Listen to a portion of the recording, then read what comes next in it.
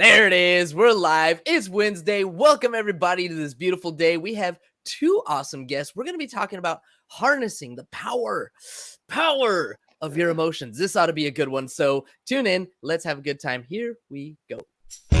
Practicing polyamory. Real-life perspectives from the imperfect people of polyamory. The mission of the Practicing Polyamory podcast is to provide a platform for all of the real-life, flawed humans that practice polyamory so that we might all learn from one another and grow as a community. Enjoy the show. All right. Welcome everybody to this beautiful Wednesday. If you are joining us for the very first time today, welcome, and thank you so much for tuning in. And if you've been here for a while, then you already know that we are live on Facebook, YouTube, Twitter, and Twitch every Monday, Tuesday, and Wednesday. So you've got 3 opportunities every single week to ask your questions. If you have any questions about your relationships, or if there's a topic you'd like to hear discussed on the show, slide into my DMs. Let me know what it is that you want us to talk about. Leave a comment while we're recording live. Follow the show on all social media platforms at Practicing Poly, and let me know what it is that you want us to talk about. And as always, want to remind you, if you're listening to this podcast, you are a welcome guest to be on the show. None of us are perfect, and we're here to share our imperfect stories, because the more stories we share, the more others will see us in themselves, and the more representation we have, the more we can strengthen our community. So go to practicingpolyamory.com, sign up for the last few spots on this year's season. Share your imperfect story too. All right, that's my spiel. And now to introduce these two awesome guests. Today we are joined by 2 incredible guests who have been working together not just in business, but in life as well. This dynamic duo each have their own separate coaching and therapy practices. And since they're also married partners, it's like iron sharpening iron. They're able to brainstorm and bounce ideas together to come up with solutions to difficult situations that others might miss. Our guests have a ton of life experience to draw from to help you get to where you want to be. Our guests are educators, survivors, parents, and partners, and they, like most of us, are always looking for ways to improve their overall well-being, break through limiting beliefs, and live meaningful, authentic lives. Tune in to hear our guest stories and learn how to use the power of your emotions to get the most out of life and create connections and relationships that will be meaningful, memorable, and hopefully long-lasting. Joining us today out of Alberta, Canada, hosts of the Empowered Now Polyamory podcast. Welcome to the show, Leanne and Greg Million.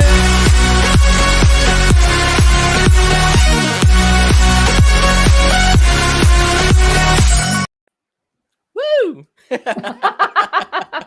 Nice intro. Thank you. Well, thank you for spending some time with me here today. Thank you both for for making the time, for hanging out. I kind of got a little bit of your story. I did a little bit of research, stalked you on Facebook and all that stuff. But I just want to hear it directly from you. Good day, Sneaking Tooth. Thanks for tuning in. Tell us a little bit about yourselves. Leanne, I'll let you go first. Let's go ladies first today. Well, I am happily married to Greg, and we've been together for 5 years. Married for a year and a little bit. Yep, that's him. And that guy. Yeah, he came into my life, after I'd been through 3 marriages, 2 of which were monogamous, and multiple other polyamorous or consensually non-monogamous relationships. And so I had just come out of a very traditional monogamous relationship and wanted to go back to polyamory. And so we met on OkCupid. Nice. Because that's a great site. They actually have, a little tab that you can check off for non-monogamy. So that's kind of nice. Yeah, they do. Yeah, they do. And so, we met and changed each other's lives. For a period of time, we closed our relationship because we recognized in each other that there was work to do, and in ourselves. Ooh. Did that work and came out the other side of that stronger and better and more connected than ever. And so, well, we haven't been together very long. I think, the history of those relationships prior really helped to, remind us what not to do a lot of the time. Uh-huh. we've learned a lot, and so we bring that to the table for each other and for our clients as well. So Nice. I like that. I like that. Greg, tell us a little bit about yourself and anything else that you'd like to add to Leanne's history of you. What she said. What she said. What about yourself? Yeah. So I've identified as consensually non-monogamous for 15 years now in various forms and various different parts of the spectrum. Everything from, being sort of kind of, open relationship-ish to polyamorous, which is where we're at right now. And then pretty much everything in between. What else? I mean, like Leanne said, we met 5 years ago while I was married in a polyamorous relationship. And she hit me up one night on OkCupid. And I actually remember the message. So I'm sitting there in bed. At the time, I was a personal trainer, so I had to be up at the ass crack of dawn the next day. And so I'm sitting there in bed. It's like 9:30, and I'm just trying to go to sleep. And I'm just scrolling through, doing the thumb scroll thing through OkCupid or whatever. And I get this message, and it says, "So, non-monogamy, huh?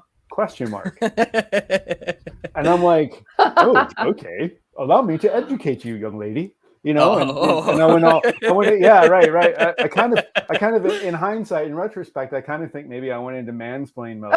Yeah, I was about to say that. Yeah. I was about to call you on that. Yeah, totally happened. But anyway, I wrote this big, long sort of, dissertation on non-monogamy and the benefits of it. And, the fact that, human beings, we aren't meant to love just one person. We have many loves in our life. Why can't we have them simultaneously?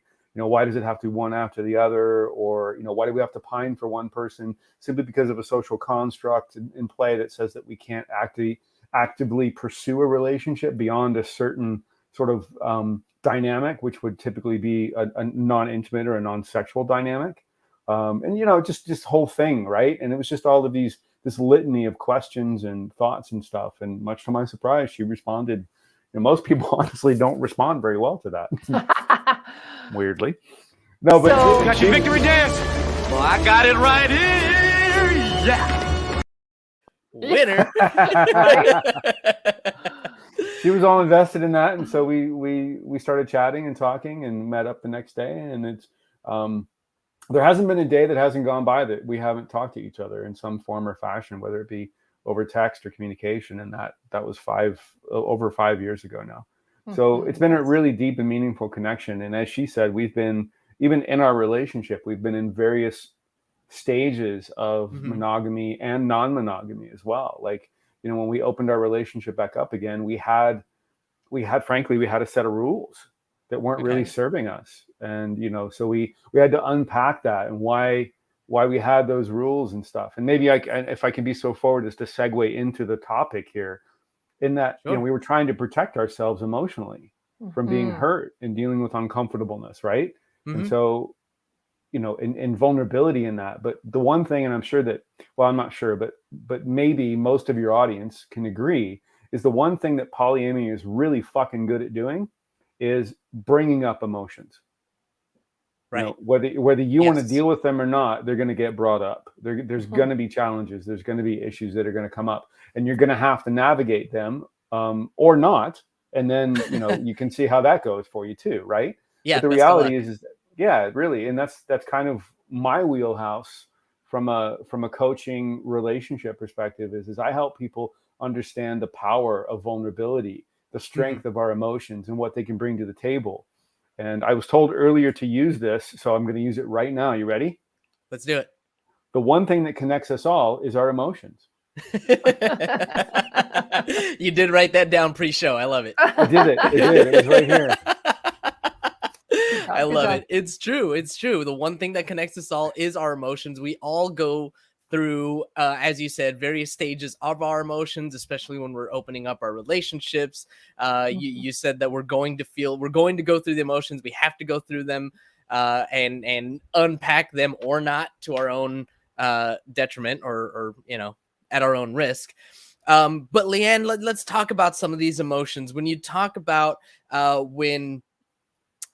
when you closed your relationship. So Greg, you were already in a polyamorous relationship. Leanne, I'm not sure what your situation was at the time, but the two of you got together, and I'm assuming we're polyamorous for a while, and then you closed your relationship. What were some of the emotions going through that you all were going through at that time, and kind of the way that you justified making that move? Sure.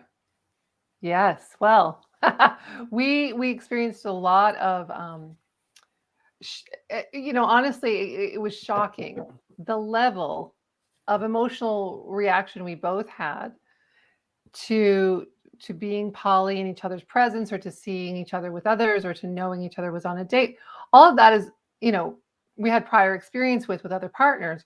In this case, for some reason, for both of us, it became very weighty and heavy, and ridden with jealousy and possessiveness and questioning, and and that was, for me, quite a shock. I was surprised that this was happening. It was relatively early in the relationship, and I think that when we called it, when we said, okay, wait, time out, while we identify as polyamorous or consensually non-monogamous, because both of us have floated in and out of those two identities, we also don't need to pursue partners all the time. Right. And so it was more of a functioning monogamy that we needed. And we needed to know each other in this relationship. We needed to trust each other in this relationship. We needed to go through some things, frankly, to feel that we were each other's security, right? Or we were secure in the relationship. And that way we could explore outside. And honestly, for me, I have a lot of monogamous programming. I really do. I know I do. I feel you. And I struggle with it all the time. Even then, I struggled with it. And I feel like the hierarchical approach to things that we initially took was necessary. We needed that just to feel like I'm listening to you and your needs. You matter to me. I'm recognizing my value in this relationship through your eyes. And having that just for a time, it wasn't very long, actually. It was just a few months. But having it for just that period, I think, gave me stability. Getting married gave me a sense of security. Right. Even though I have been through 3 divorces, and I know it's only a piece of paper, and I know that everything changes. Sure. And is it going to last forever? I hope so. We have a deal, Greg and I, but I know life happens. Anything could happen. We're never guaranteed anything, right? Right. So, but the marriage itself created a sense of status and hierarchy that at that time I really needed in order to feel like I could open up again. Right? Interesting. Yeah. Yeah. And I don't think people, I think that often in the community, we don't support people who are experiencing that need. We judge it and we say it's wrong, or you shouldn't have that, or you shouldn't need that. You should be beyond that. But the truth is wherever you are, that's where you are. Yeah. It's a journey. It's not a destination. It's a journey. So 100%. I love. So you're telling me there's a chance? There's a chance. There is absolutely a chance we can make this happen. We can make it work. I loved what you said just now, that where you are is where you are, and expecting everybody to not feel the jealousy, the possessiveness, these natural, these ingrained emotions that we go through, and shaming people that feel that. That's definitely something that our community can do better in. Greg, back to you. Jealousy and possessiveness were the two emotions that Leanne mentioned that she was feeling during that time when the two of you decided to close your relationship. Were you feeling the same, or was there something else for you? Okay, so let's be honest. I was the one that requested that we close the marriage. Oh. the Okay. relationship. Yeah. And it was I love because I that. was I love the vulnerability. I was dealing with some issues of jealousy, Okay.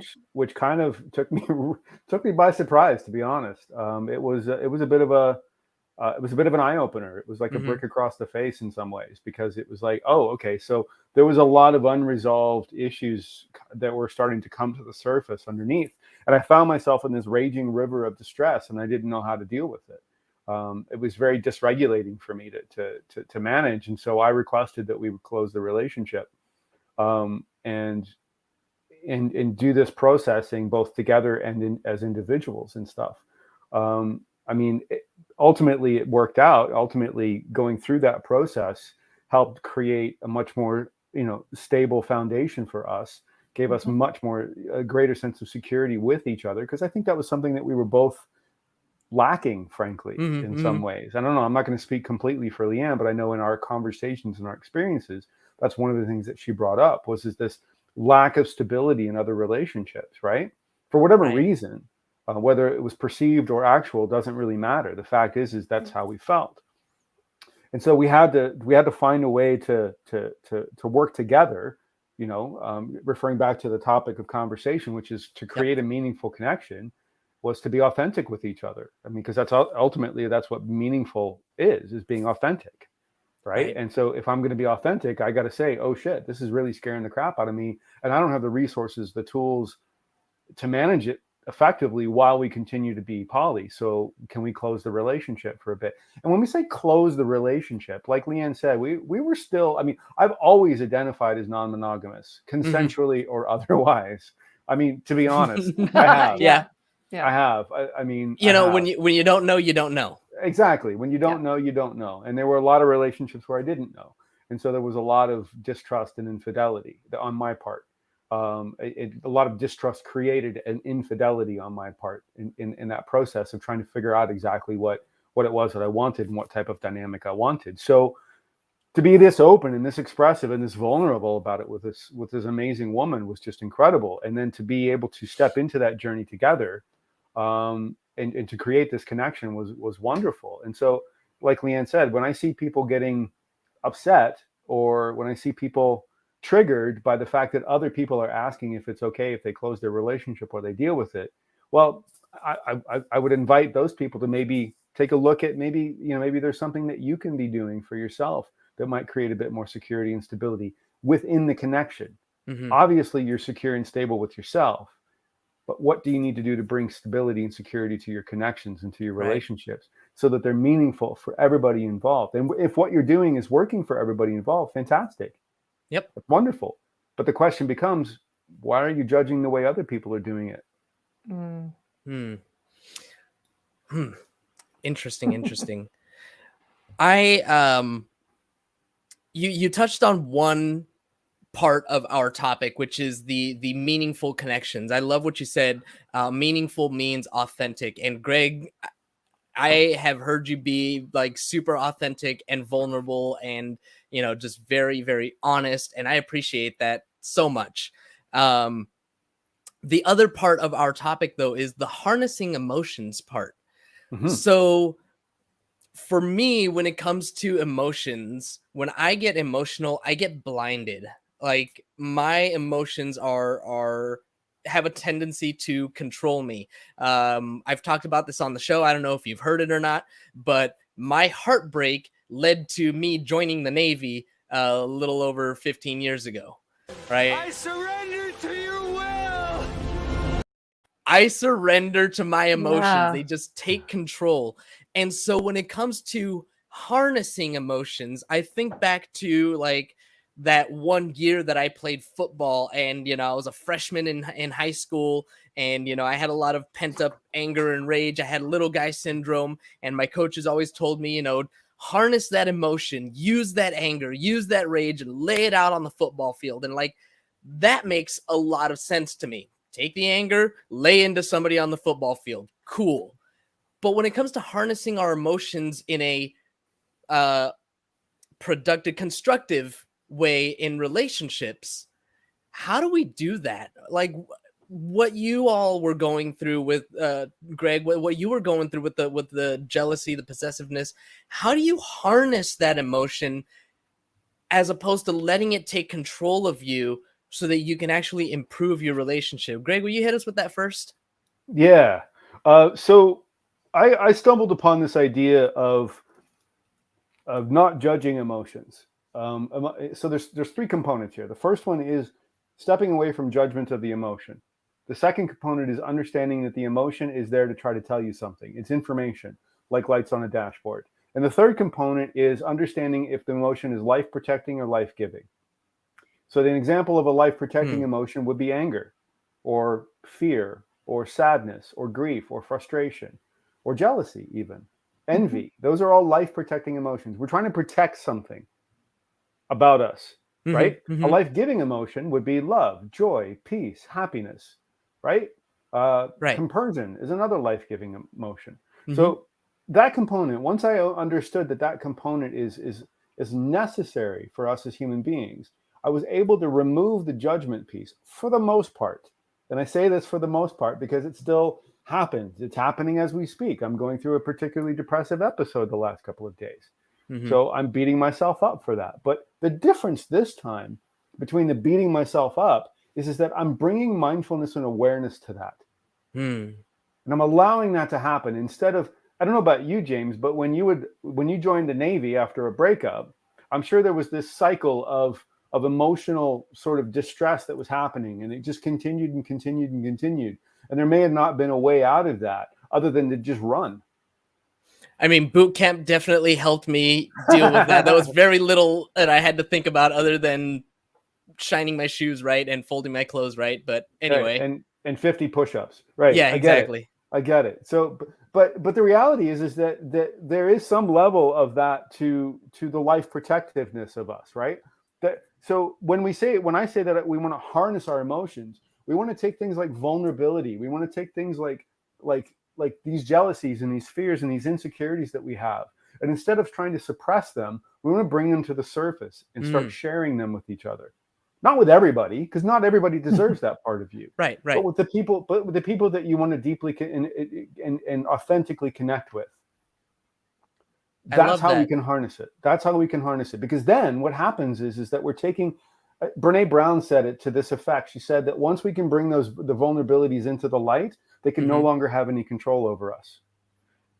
Yes. And so how do we bring them into the light? Well, we bring them into the light by talking about them. We bring them into the light by stopping judging them. We bring them into the light by understanding that they're trying to protect us from something. Now, that might be an imaginary threat. And most of the time, frankly, it is an imaginary threat. Most of the time, it's a trauma-based disconnect threat. And that's okay. But if we can understand that and effectively communicate it in some way. Sorry, give me a minute. You okay? I am. I've been in some very dark places in my life where I've chosen not to express those emotions and where I've chosen not to harness them and allow them to control me.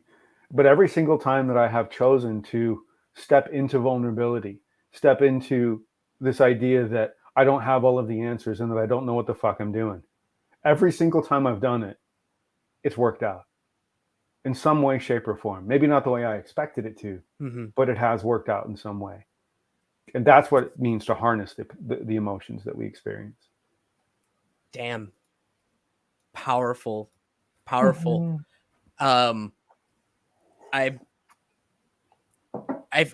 feel that so much. I think of my own times of turmoil and distress, and it sounds to me like what you're talking about is something that I've learned is giving myself the permission to feel those emotions.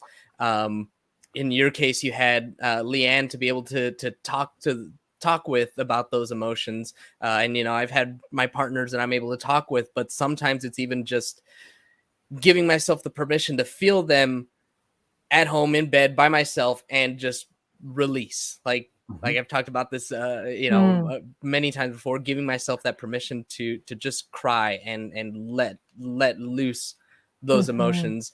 Leanne, I want to give you the floor here and see what you have to add.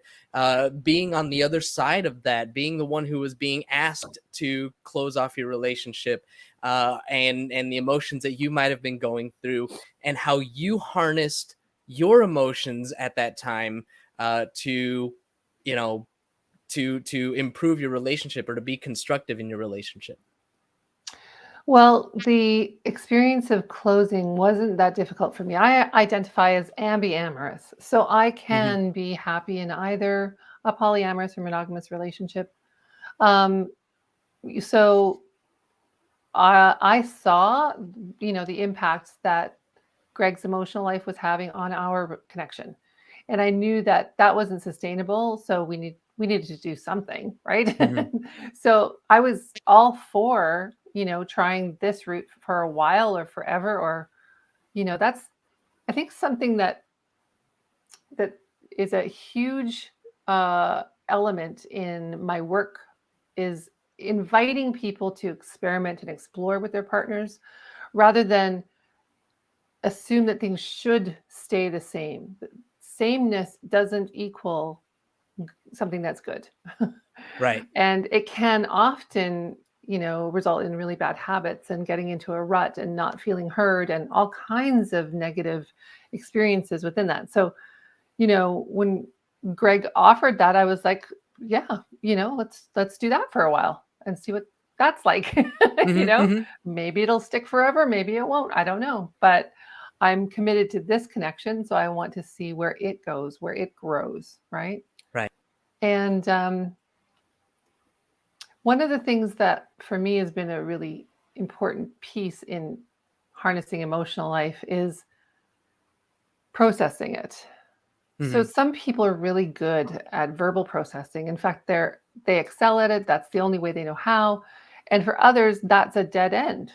It's really not helpful. It doesn't do anything much for them, except maybe they can intellectualize what's going on, but they don't process that way. And what I mean by process is actually the release, right? And so for many of us, like yourselves, tears are awesome. They release a lot of that for us. Physical activity, right? Hmm.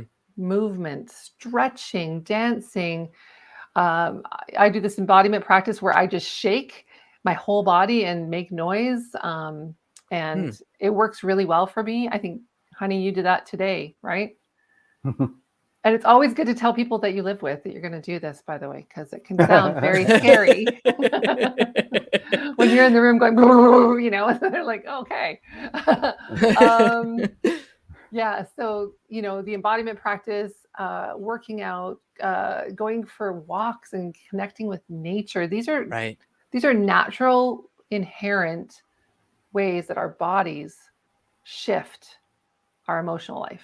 A dog experiences something fearful or exciting, they'll shake themselves. We need that. And many times when we're in pain, we stop moving. We want to do the opposite of join the Navy. We want to get under a blankie and watch movies all day, right? And so that's not necessarily what we need, right? And so trying those things out, seeing what works. It's not all about bubble baths. Sometimes it's about taking a jog or gardening Hmm. or doing something that gets you moving, uses the muscles. Yeah. Even dancing to music that you love, can be very, very cathartic. It's just And connecting to your body, basically. connecting to your body. Sometimes I think that people get in their heads and they stay there. So they've Hmm. done some of the work, right? They've processed some of the experience. But there's a whole other Ah, component that is rooted in our musculature, rooted right. in our gut, in our, cells, right? And we need to Right. move that energy. There's even science behind chakras. Yes. There's like actual legitimate science. I had a conversation with somebody on the podcast. I don't remember exactly who it was, but there is science behind the placement of the chakras.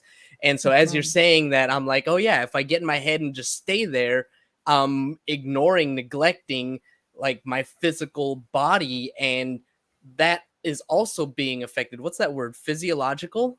Mhm. right? Like Mhm. it's brain and body, it's mind and body, it's all of these things. I want to be respectful of your time. We're coming up here on our 30-minute mark. Are you guys rushing to get out of here? Can I ask you one more question? No, Yeah. please Oh, do. yeah. Okay, cool. So as you're telling your story here and you talk about closing the relationship, I think you were both fortunate that you didn't have significant partnerships existing at the time. Mhm. How, and I'm just going to throw it up to whoever wants to answer first. Um, how would things have been different if you did have significant partnerships that were already existing? Mhm. That's a great question. Do you That want is to a go, great question. Greg? I suppose. Well, I mean, it's hypothetical, but at the same time, I know that we've both kind of dealt with this in our coaching work as well. Um, what floats up to the top for me immediately is communication. Maybe in those situations you don't shut down the relationships that are already existing, and you keep everything closed in. You become a closed triad or a closed quad or whatever, how many ever people are in the current bubble. And then maybe there's an agreement in place that you don't add any more people to that bubble. Mm-hmm. That's one way to do it. It can be challenging to navigate through that without pulling any sort of hierarchical card. Right. So I definitely don't recommend you doing that.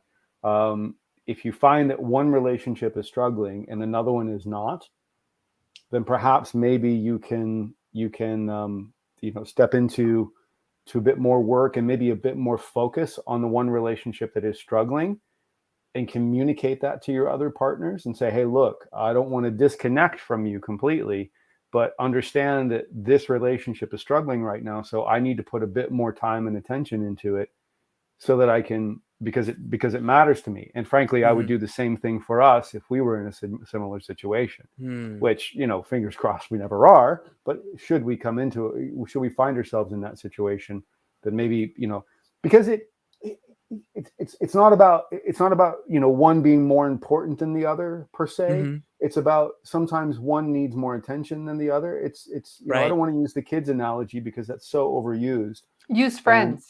use friends. Okay, there we go. Yeah. So your friendships, Nice. right? Sometimes your friendships require a bit more attention and cultivation than another friendship might.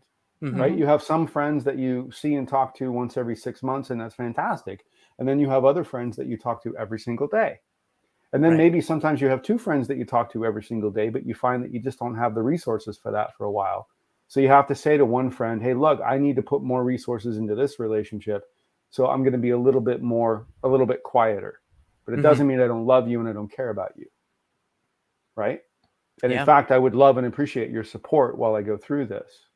Mm-hmm. You know what I mean? And Nice. this is Yeah. how you can do that for me. Right? Yep. So I don't know. Does that answer your question? I think so. Leanne, anything to add to that, and maybe pulling in this idea of harnessing emotions for that? Yeah, for sure. So what came up for me when I was listening to you, Greg, was that when we're talking about who needs the attention first, um, it's almost like a triage situation, right? Mm-hmm. So, and that can vary from day to day. You know, um, I have very tight relationships with family members, and when one of my family members is in struggle, I'm trying to be as present as I can for them, and everybody else waits, right? Right. So, for me, that's how I operate in the world, and I think going into any relationship, I communicate that to my partners fairly early on. I let them know that I am somebody who likes to help out, who is Mm-hmm. invested in many different kinds of relationships. And I don't identify as a relationship anarchist, but there is an element of societal mononormative programming that pigeonholes us into you have to have this much investment into a romantic relationship Right. or it's not viable, Mm-hmm. right? and this much over here has to be equal, or it's not as good or as important. And you can't invest that much into any other relationship, family, friends, right? Your focus should be on your romantic relationships. And it's a very strange kind of teaching that is subtle but very clear in our society. And it impacts the way that we see relationships and how we function within them. And very much, I think, to our detriment, because we are put in this position of questioning, is it okay that I want to tend to this person in my life that I care about? Fuck yeah. It should be okay. And it's always okay. And please go do that, because they matter to you. And I want you to be happy, right? Yes. Like, please, right? We did an episode on our podcast. What does that look like? And what does it need? And when people invest in the relationship and it's not perceived as equal, other people judge that. Oh, well, why are you getting more time? Right? That kind of thing. Why? Because I want that. End of story. And if that's not meeting your needs, then you have decisions to make. Right? Yeah. That's where I come at it from, as well as the compassionate partner piece. As I as a compassionate partner, want my partner to be happy in all his connections. And if someone else needs him and I'm, just wanting to Netflix and chill, go. With, love and hopefully everything is well over there. Yeah. Yeah. It's a weird thing that's kind of insidious, both in how the community speaks about this and in sort of the mononormative programming that's pervasive.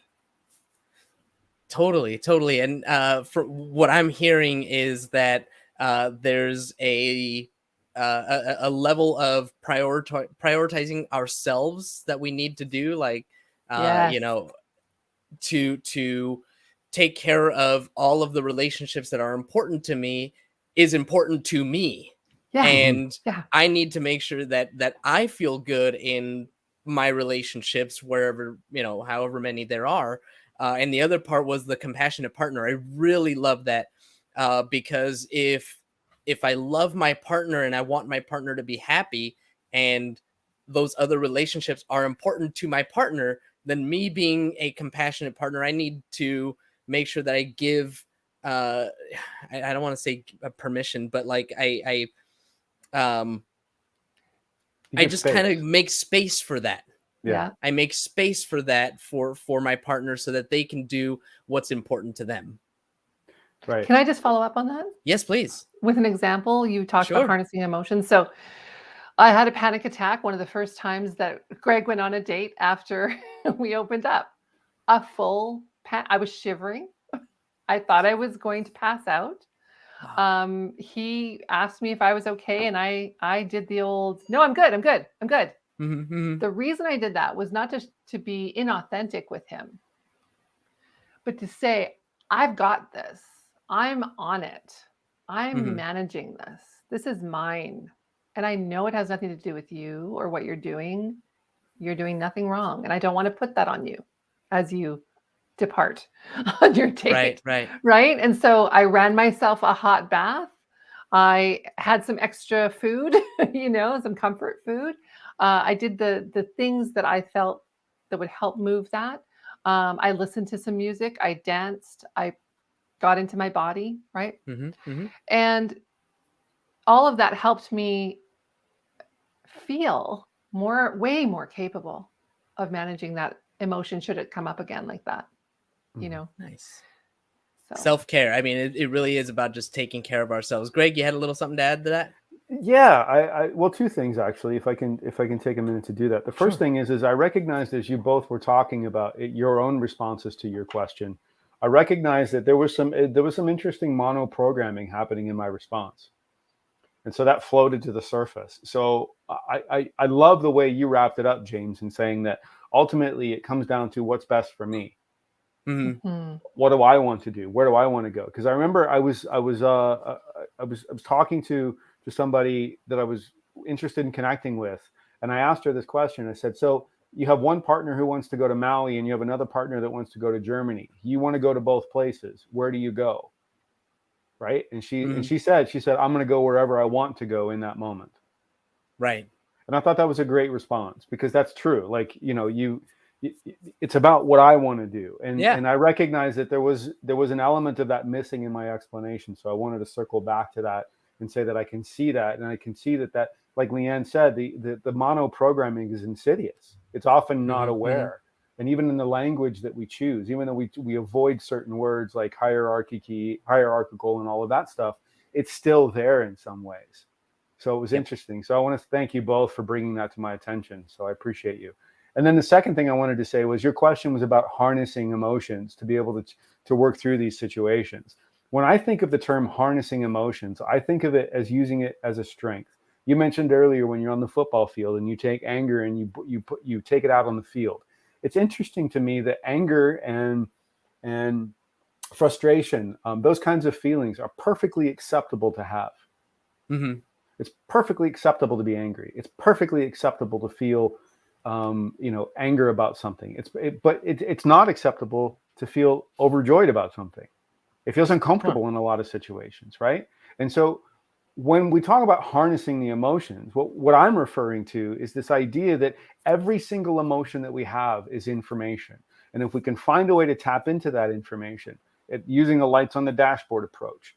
So if I've got a partner who's in distress, or a relationship that's in distress, and then I have another partner and that relationship is not in distress, and lights are coming up on the dashboard for me saying, hey, buddy, you got to make some decisions here based upon your emotions, right? I'm feeling guilty because I'm not paying attention to one partner, but I'm also feeling afraid because if I don't pay too much attention to the other partner, then that relationship is going to go away. And I want them both.